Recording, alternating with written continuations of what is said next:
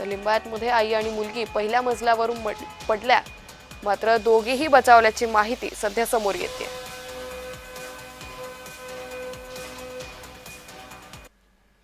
अजित पवार विमान दुर्घटनेचा अहवाल जाहीर झालाय। दृश्यमानता कमी असल्याने अपघात झाला।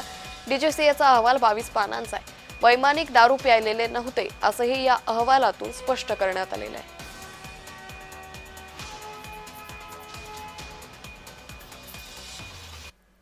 मी तो अहवाल अजून बघितलेला नाही, म्हणजे आणखीन त्या अहवालाच्या संदर्भामध्ये काय प्राथमिक अहवाल आलेला आहे या संदर्भामध्ये माझ्याकडे तरी अद्याप माहिती नाही।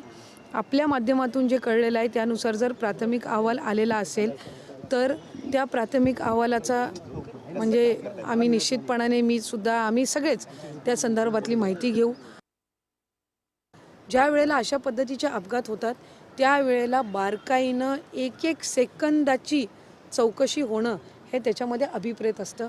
कुठेही चौकशी करत असताना कुठेही गल्लत एखादी चुकून सुद्धा एखादी गोष्ट एखादं एलिमेंट राहता कामा नये या गोष्टीची दक्षता ही बाळगावी लागत असते। आणि त्या सगळ्या ह्याच्यामध्ये आमची साधारणपणे सगळ्यांच्या मांडण्याची पद्धत वेगवेगळी असू शकेल। भावना एकच आहे की चौकशी झाली पाहिजे। चौकशी करत असताना बारकाईतले मुद्दे हे तपासले गेले पाहिजेत आणि राज्याच्या सबंध जनतेसमोर हा सगळा तपशील हा आला पाहिजे।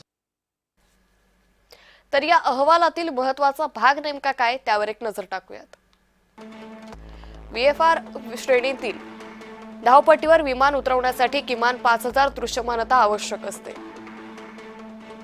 बारामतीच्या दिशेने जाताना विमानाच्या क्रूने दृश्यमानता किती आहे हे असं विचारलं,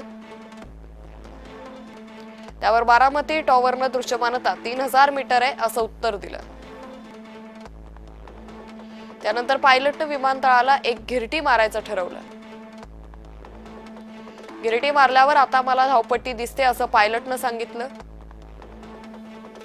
त्यावर बारामती टॉवरने लँडिंगची परवानगी दिली। काही सेकंदात टॉवर ऑपरेटरला कॉकपिट माईक मधून ओ असे शब्द ऐकू आले। त्यानंतर काही सेकंदातच धावपट्टीच्या उजव्या बाजूला विमान कोसळलं। टेक ऑफच्या आधी दोन्ही पायलट्सची मध्य चाचणी नकारात्मक आली होती। VTSSK हे विमान शेवटचं सुरतला जाऊन आलं होतं। 27 जानेवारीला पहाटे 2 वाजता हे विमान मुंबईला परतलं। मुंबई सुरत फेरीच्या पायलटनं विमानात काहीच बिघाड आढळला नाही।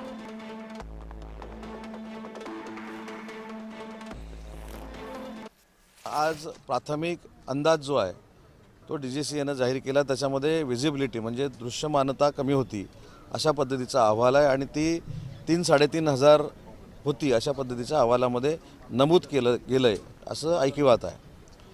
रत्नागिरी एअरपोर्ट देखील मी बघतो, महाराष्ट्रातली अनेक एअरपोर्ट मी बघितलेली आहेत, पण ज्या ठिकाणी विजिबिलिटी कमी असताना विमानं उतरवण्याची जी यंत्रणा आहे ही काही विमानतळांमध्ये नाही आहे आणि तशी परिस्थिती बारामतीची देखील होती, ही आपल्याला नाकारता येणार नाही।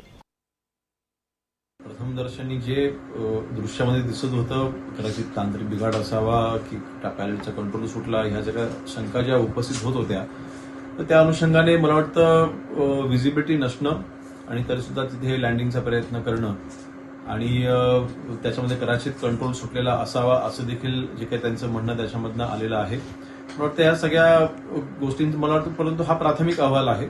जोपर्यंत संपूर्ण चौकशी पूर्ण होत नाही तोपर्यंत कुठल्याही निष्कर्षापर्यंत पोहोचणं हे मला वाटतं चुकीचं आहे। या बातम्यांचं या बातमीपत्रात वेळ झाली।